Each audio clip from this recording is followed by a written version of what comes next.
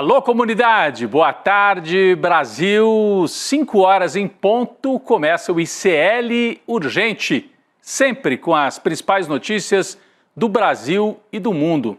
Informação e análise a quente sobre o que aconteceu na tarde desta sexta-feira.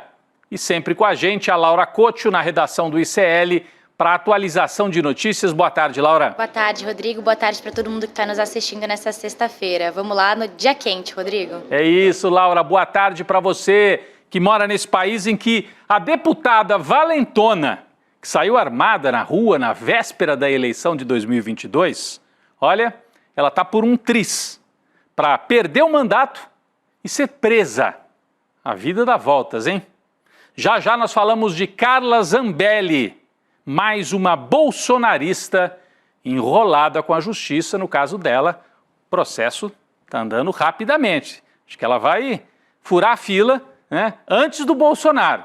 A Carla Zambelli está furando a fila para ser presa antes do chefe Jair Bolsonaro. Já já falamos mais sobre o caso dela, tem novidades hoje importantes de Brasília. Nós vamos falar agora de um outro tema também relacionado à justiça. A primeira turma do STF formou maioria para derrubar a decisão da Câmara dos Deputados que suspendia na íntegra a ação penal contra o deputado Alexandre Ramagem. Está aqui na tela o Alexandre Ramagem, né?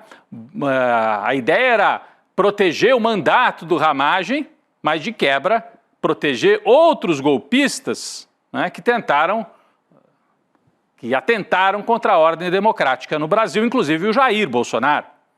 Vale lembrar que a Câmara, né, aprovou com folga, com 315 votos favoráveis, a suspensão da ação penal, que falava, aliás, essa decisão em suspender a ação penal contra o Ramagem e suspender na íntegra a ação penal, por isso que protegia também o Bolsonaro. Bom, não adiantou nada. Alexandre de Moraes hoje abriu a votação e outros 3 ministros acompanharam a decisão de Alexandre de Moraes. Laura Couto tem mais informações sobre essa importante decisão de hoje do Supremo. Laura. Além do ministro Alexandre de Moraes, os ministros Cristiano Zanin, Luiz Fux e Flávio Dino também já votaram. Até a última atualização, ainda faltava o voto da ministra Carmen Lúcia. O julgamento começou hoje pela manhã e está programado para acontecer até terça-feira, mas pode se encurtar caso a Carmen Lúcia dê seu voto antes. Vale lembrar que esse pedido ele foi feito pelo PL, né, o Partido Liberal do ex-presidente Jair Bolsonaro, que com o argumento de que a lei proíbe investigações contra parlamentares depois da diplomação. Só que o Supremo tem um entendimento diferente. Segundo eles, só 2 crimes atribuídos ao Ramagem vão deixar de ser julgados enquanto ele ainda estiver com o seu mandato. São eles dano qualificado e deterioração do patrimônio tombado. Mas o Ramagem ainda vai ser investigado pelos crimes de abolição democrática do Estado de Direito, golpe de Estado e organização criminosa. Rodrigo. É isso, então o Ramagem continua sendo julgado por abolição do Estado Democrático de Direito, golpe de Estado e organização criminosa.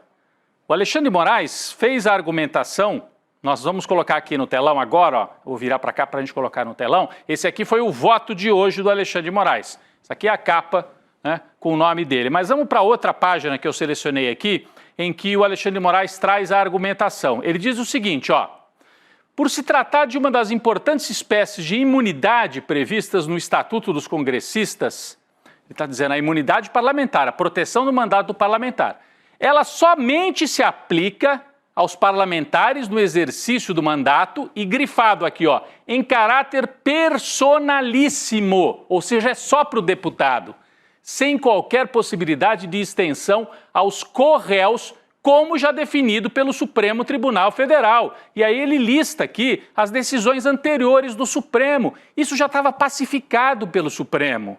Você pode suspender eventualmente uma ação contra um deputado por crimes cometidos durante o mandato, mas essa suspensão não vai favorecer os outros réus, não faria sentido. Imagine um caso de outra espécie, um homicídio. Você suspenderia para todos os acusados, não faz o menor sentido. Então, está aqui a decisão. O Alexandre de Moraes, inclusive, cita lições, né, do ministro Celso de Mello em artigos anteriores, em que ele explica isso.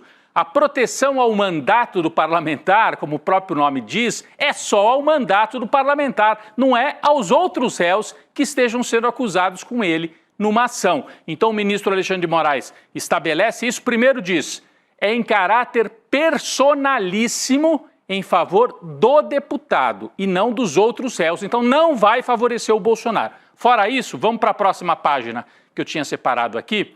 Fora isso, né, a ideia é de suspender parcialmente apenas a ação penal para favorecer o Alexandre Ramagem, somente nos crimes cometidos durante o mandato. Por isso que são esses dois crimes que a Laura já explicou aqui, dano qualificado, deterioração do patrimônio tombado. Por quê?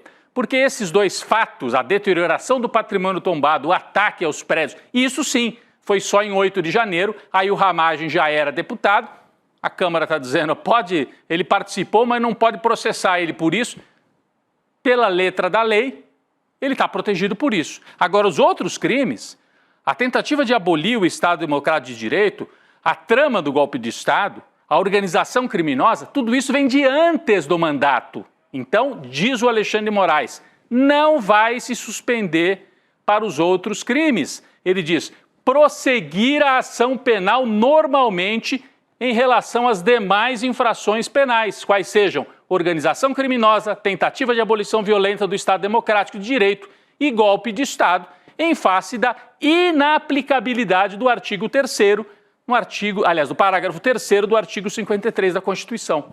O Alexandre de Moraes argumenta, essa foi a argumentação, e os outros ministros vieram em seguida e reforçaram a decisão do ministro Alexandre de Moraes. Então está feita a explicação técnica.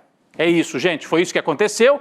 Liquidada a fatura, voltamos para o julgamento, só que o Ramagem vai responder por 3 crimes e não por 5. O Bolsonaro continua respondendo pelos 5 crimes, o general Heleno, o general Braga Neto, etc, etc, etc. É isso. Bom, aí vocês vão dizer, é tão simples assim? Não é.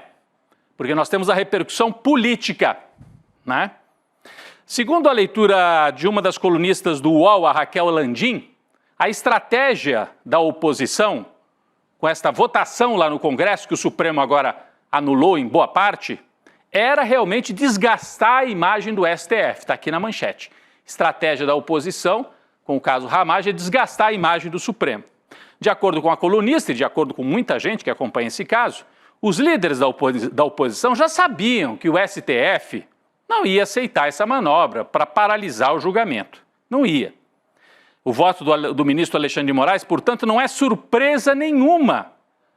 O presidente da primeira turma, o Zanin, Cristiano Zanin, inclusive, já havia antecipado o entendimento num ofício enviado para a Câmara, dizendo, se vocês quiserem interromper, é só para o Ramagem e só pelos 2 crimes do período em que ele já era deputado. Isso está por escrito. Então, a Câmara já sabia disso, né?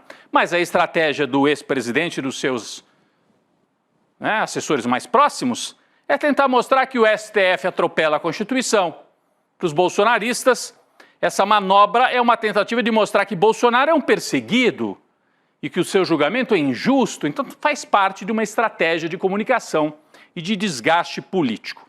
Interessante, hoje um outro colunista, o Leonardo Sakamoto, né, ele trouxe uma leitura interessante. Ele mostrou, isso aqui, ó. É isso aqui, ó. Ele mostrou como o Moraes, no seu próprio voto, responde às críticas dos bolsonaristas. Ele deixa claro que quem definiu que o deputado só poderia ser protegido por crimes cometidos durante o mandato não foi o Supremo. Foi o texto aprovado pelo Congresso. Quem legisla é o Congresso. Quem interpreta a lei é o Supremo. Mas diz o Sakamoto, nós temos aqui um trecho da matéria, o Alexandre de Moraes colocou isso por escrito, né, no seu voto, como um antídoto para esse veneno que estão tentando aí inocular contra ele. Abre aspas, diz o Alexandre de Moraes, não há dúvidas, portanto, que o texto constitucional aprovado pelo Congresso, ao editar a emenda número 35 de 2001, somente admite possibilidade de suspensão de ação penal contra um parlamentar quando o STF receber denúncia por crime que o próprio tribunal reconhecer como praticado após a diplomação. Então ele diz, é o que está no texto aprovado pelo Congresso, numa emenda constitucional. É o texto da Constituição. Então, há uma tentativa de desgaste e há o ministro Alexandre de Moraes respondendo no próprio voto de hoje, né? O Centrão não estava votando só para agradar Ramagem e Bolsonaro, mas também por corporativismo. É bom a gente entender isso. Para mandar um recado para o Supremo na seguinte linha: se o Supremo tentar processar qualquer um ali por corrupção, devido a desvios em emendas parlamentares, os processos serão interrompidos com base nessa mesma decisão. Por isso que tanta gente do Centrão apoiou essa resolução que favorece o Bolsonaro. Eles estão pensando neles mesmos. Se mais à frente vier notícia crime e tal contra eles, tentar interromper também as ações. Vamos ficar de olho nisso. Mas falando em bolsonaristas, eu abri o programa de hoje citando a valentona, a deputada Carla Zambelli, que saiu armada na véspera da eleição, mas que está sendo julgada agora por outro crime. É uma coleção de crimes, né? Começou hoje no STF o julgamento da deputada Carla Zambelli e do hacker Walter Delgatti, acusados de invadir o sistema do Conselho Nacional de Justiça, mas estava naquele mesmo contexto de mostrar como o sistema é falho para contestar as urnas e contestar o resultado eleitoral. O ministro Alexandre de Moraes, que é o relator do caso, já votou a favor da condenação dos dois. Olha os dois aqui, ó, amiguinhos, a Zambelli e o Delgatti. O Moraes votou pela condenação dos dois e foi acompanhado pelo ministro Flávio Dino. 2 votos por enquanto, então. A Carla Zambelli está por um tris. Mais um votinho que pode sair a qualquer momento. Cadeia e perda de mandato. Quem explica mais para a gente é a Laura Couto, na redação do ICL. Laura. Rodrigo, até a última atualização, o placar estava realmente 2-0, os votos do ministro Alexandre de Moraes e Flávio Dino, e o julgamento acontece, da primeira turma, acontece em plenário virtual e está previsto para acontecer até a próxima semana, sexta-feira, dia 16 de maio. O ministro Alexandre de Moraes, ele votou pela condenação da Zambelli de 10 anos de prisão, sob acusação de invasão de dispositivo eletrônico, no caso aí o CNJ, o Conselho Nacional de Justiça, e falsidade ideológica. Ele foi acompanhado pelo ministro Flávio Dino, como você citou, e ainda faltam os votos de Cristiano Zanin, Luiz Fux e Carmen Lúcia. Além da pena de prisão, o ministro também defendeu a perda do mandato da Carla Zambelli. Já para o hacker Walter Delgatti, Alexandre de Moraes sugeriu uma pena um pouco menor, de 8 anos e 3 meses de regime fechado. Além disso, Rodrigo, os dois devem pagar uma multa de R$2 milhões por danos materiais e morais e devem ficar inelegíveis aí por 8 anos. Agora, eu queria relembrar que a Carla Zambelli, ela pediu para o hacker Walter Delgatti inserir no sistema do Conselho Nacional de Justiça um pedido de prisão para o ministro Alexandre de Moraes, assinado por ele mesmo. Então, por isso aí, essa falsidade ideológica e invasão do dispositivo eletrônico, né, Rodrigo? Olha, Laura, além de perder mandato, de ir para a cadeia, vai ficar caro demais. R$2 milhões.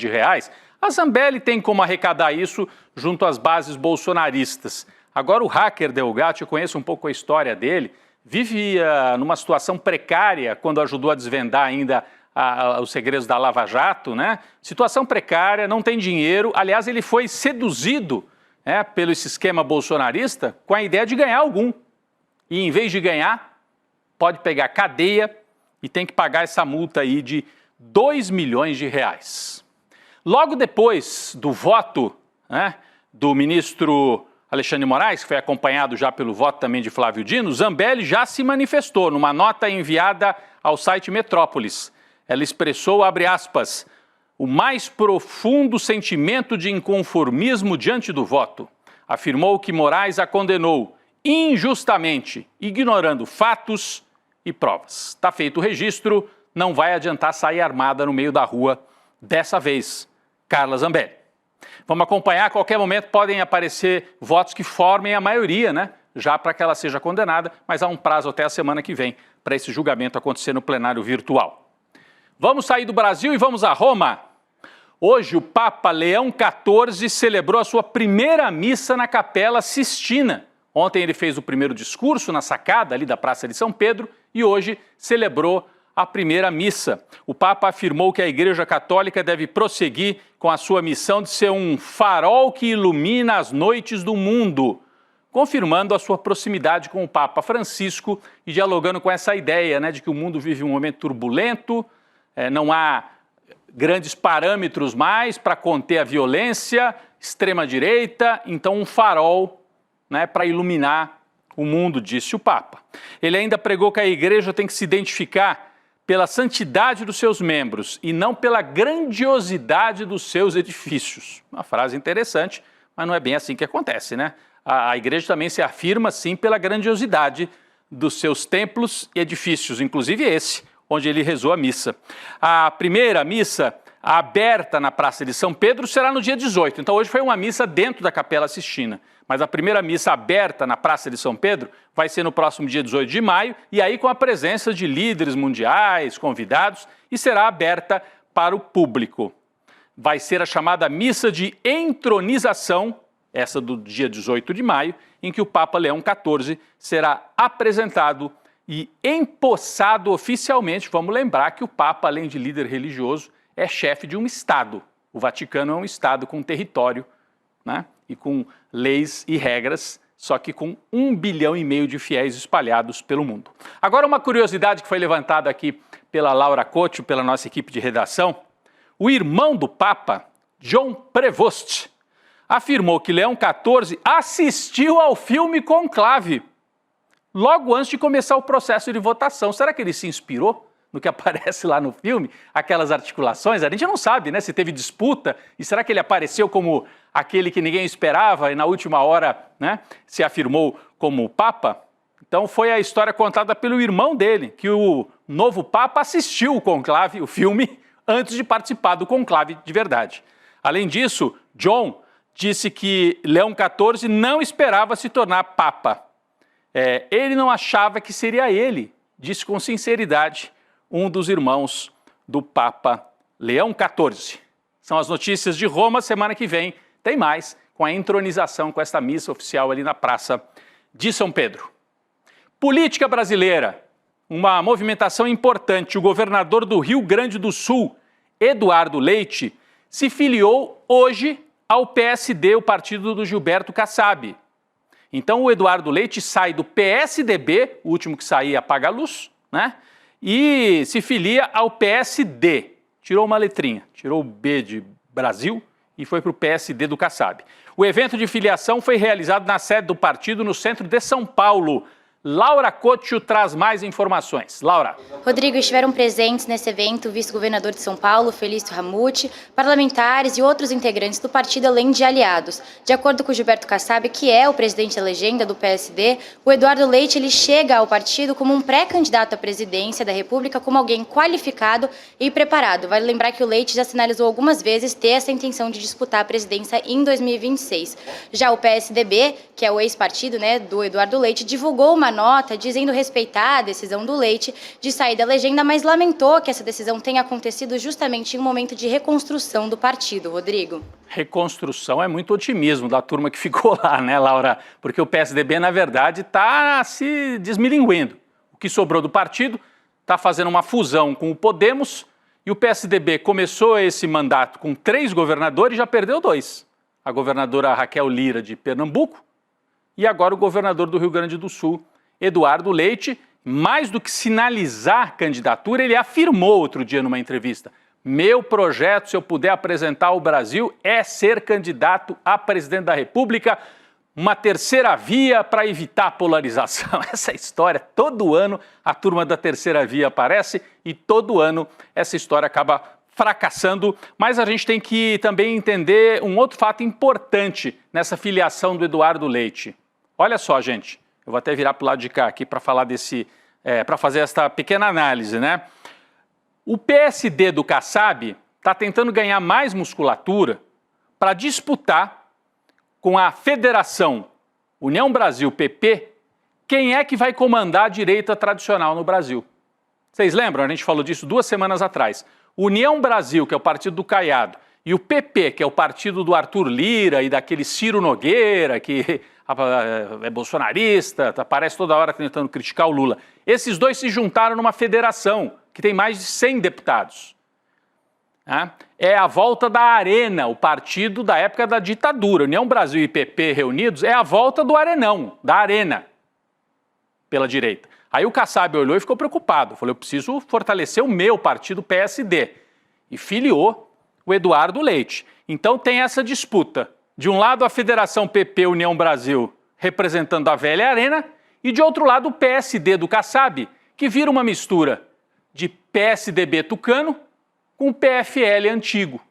São as duas forças, no fundo, é a direita de sempre se reorganizando, mas com um projeto liberal, corporativo do lado dos políticos e fisiológico, principalmente no caso da Federação União Brasil e PP. Falando ainda do mundo partidário no Brasil, um mundo confuso, mas há uma tendência de aglutinação. O Brasil tinha uma dispersão partidária gigantesca, 40 legendas, e aos poucos fusões, federações, há uma tendência de aglutinação. O senador Humberto Costa, do PT, do partido do Lula, de Pernambuco, falou hoje sobre a saída do PDT, o velho PDT do Brizola, a saída do PDT do governo. A bancada anunciou que estava saindo. Vamos ver o que o Humberto Costa falou aqui numa entrevista ao Brasil de Fato. Abre aspas, o PDT é um partido que historicamente sempre se colocou no campo da centro-esquerda, se colocou frontalmente contra a extrema-direita do nosso país e tem sido um aliado do PT e do presidente Lula durante muito tempo. Então eu acredito que nós vamos conseguir fazer uma recomposição. É interessante ver essas sinalizações. Aqui o ICL já entrevistou gente da bancada também do PDT dizendo estão ameaçando sair, mas na verdade não vamos sair do governo. Então o PDT está fazendo um certo charme para ver se arranca mais vantagens para ficar no governo. E de outro lado existe a figura do Ciro Gomes, este sim, forçando para que o PDT saia e ele apareça como um candidato alternativo. O Ciro é mais um aí, como o Eduardo Leite, que hoje se filiou ao PSD, que fica apostando nessa terceira via que nunca aparece de verdade. Nós vamos para 2026 com Lula de um lado, bolsonarismo e a extrema-direita organizadas em torno de alguém da família Bolsonaro ou do Tarcísio de Freitas. Esse vai ser o jogo. Informação importante que interessa a você, a seus pais, a gente da sua família. O INSS anunciou hoje que vai devolver cerca de 292 milhões de reais para aposentados e pensionistas que foram vítimas dos descontos irregulares feitos por sindicatos e associações. A devolução, atenção, a devolução será feita entre os dias 26 de maio e 6 de junho. A Laura Couto vai explicar um serviço importante. Presta atenção, Laura, explica pra gente, por favor. Rodrigo, o ressarcimento dos valores descontados indevidamente vão ser feitos na própria conta dos beneficiários. A data do depósito varia conforme o número final do beneficiário. No entanto, esses valores correspondem somente ao que foi descontado na folha de maio e a devolução vai ser feita em etapas para quem teve descontos irregulares em anos anteriores. Isso porque as associações elas vão ter um prazo para comprovar a autorização dos descontos e, caso tenha acontecido indevidamente, vai ser exigida a devolução desses valores. Agora, para quem está nos assistindo, preste atenção. É importante lembrar que todo o contato vai ser feito exclusivamente via notificação no aplicativo do Meu INSS. E, em caso de dúvidas, você também pode ligar para o número 135, 135. Importante, então, olha, porque tem muito malandro, Laura, que aproveita essa situação e para tentar enganar pessoas mais velhas que às vezes não têm, não sabem direito. Então, se você receber ligação, SMS, mensagem de WhatsApp, dizendo, olha, vou adiantar o dinheiro, depois na hora que você receber, você me... Não, é pelo aplicativo, é o aplicativo Meu INSS. É por ali que o aposentado vai ter as instruções para receber esse dinheiro de volta. O ministro da Fazenda, Fernando Haddad, disse hoje que o governo vai utilizar recursos bloqueados dessas entidades associativas investigadas no esquema de fraude para fazer o ressarcimento aos aposentados lesados. A declaração foi dada num evento da B3, a Bolsa de Valores, em São Paulo. Vale ressaltar que a AGU, está aí o Haddad lá no evento, a imagem do Haddad falando no evento. Vale ressaltar que a AGU, Advocacia Geral da União, já entrou com um pedido de bloqueio de 2,5 bilhões em bens de 12 associações investigadas para bloquear esse dinheiro que vai ser usado para ressarcimento. Você repara aí que o número que a gente deu, esse ressarcimento que vai acontecer agora em maio e junho, é de apenas, entre aspas, 292 milhões, mas isso é para cobrir um mês de desconto, o mês de maio. O restante para trás tem que bloquear o dinheiro dessa turma para poder bancar o dinheiro a ser devolvido para os aposentados.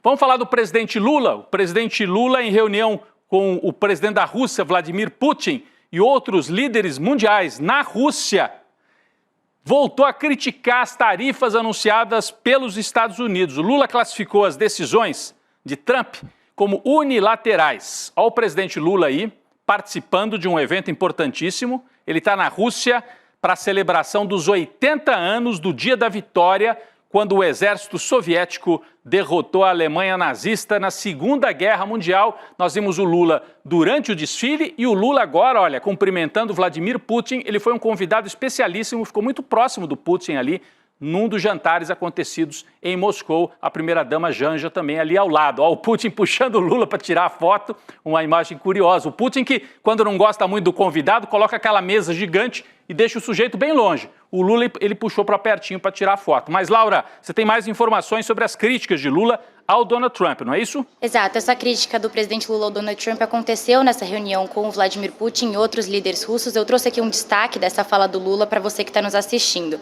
O presidente Lula disse, abre aspas, as últimas decisões anunciadas pelo presidente dos Estados Unidos de taxação de comércio com todos os países do mundo de forma unilateral joga por terra a grande ideia do livre comércio, do fortalecimento do multilateralismo e do respeito à soberania dos países. Agora, falando um pouco mais sobre o que aconteceu nessa reunião, o presidente Lula também ressaltou a importância da parceria do Brasil com a Rússia, a parceria econômica, digo, né? E disse que a viagem tem como objetivo justamente estreitar essa relação entre Brasil e Rússia. O Lula ainda ressaltou que o Brasil tem interesses políticos, comerciais, culturais, científicos e tecnológicos na Rússia e que a Rússia também tem esses interesses no Brasil. Ele ainda afirmou que ambas são duas grandes potências do sul global. E seguindo aí na agenda, o Lula também participou hoje do desfile do Dia da Vitória na Praça Vermelha em Moscou. Rodrigo? É isso, Laura. A gente mostrou um pouquinho antes as imagens. Se a nossa produção puder voltar aqui, ó, no telão. Isso. Aqui são os líderes depositando flores em homenagem aos combatentes na Segunda Guerra. Depois Lula esteve, olha o Lula ali um pouquinho mais atrás, em primeiro plano Vladimir Putin e o presidente chinês. Depois Lula esteve no desfile, acompanhou o desfile de tropas e a gente assistiu, enquanto a Laura falava, aquele momento que eu descrevia antes, Lula e Vladimir Putin lado a lado no jantar oferecido pelo líder russo. Olha aí, ó. Trocando figurinhas muito próximos ali, claro, com as devidas tradutoras e tradutores ali. Ao lado é o abraço dos BRICS, né? Entre Lula e Putin. Lembrando que o agronegócio do Brasil tem todo interesse que isso dê certo, porque o Brasil importa muito fertilizante de origem russa.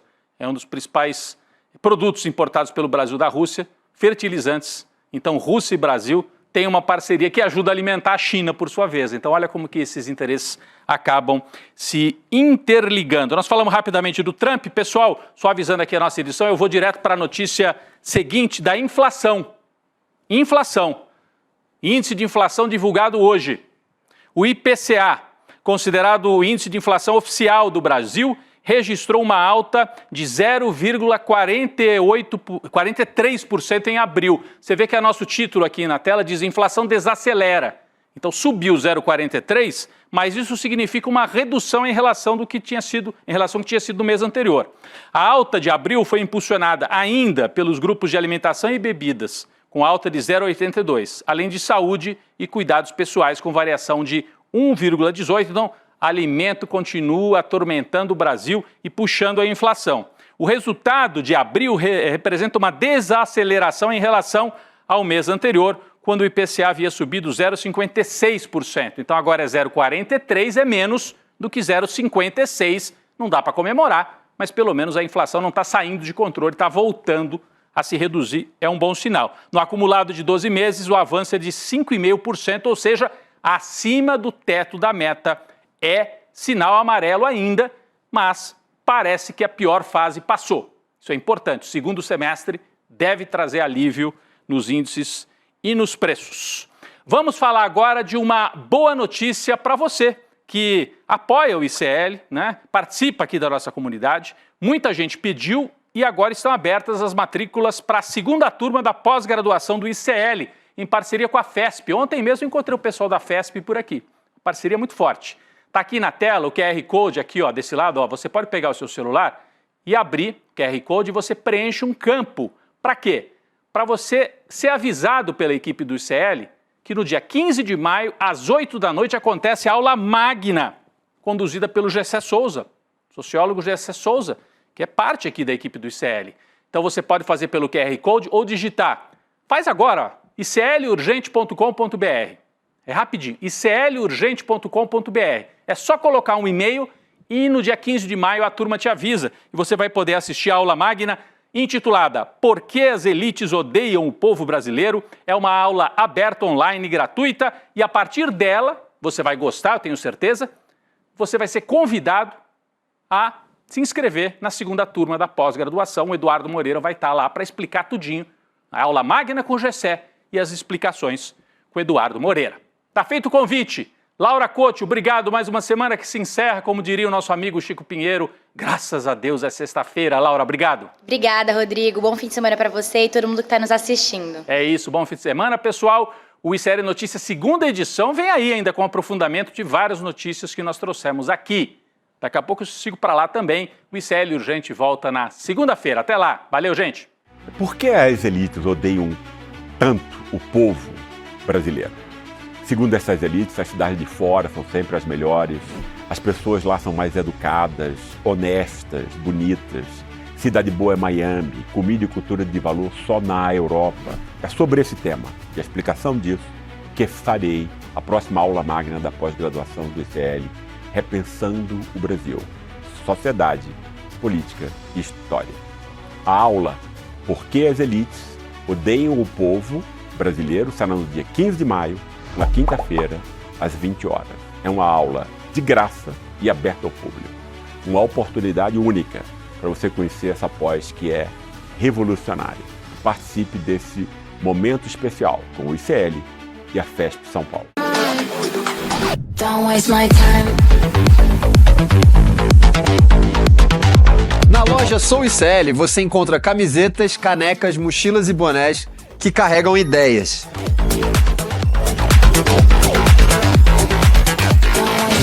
Produtos com propósito para quem acredita em justiça, consciência e transformação. Vista, use, leve a luta com você. Acesse souicl.com.br e escolha o que representa você. ICL, souicl.com.br, tá tudo lá.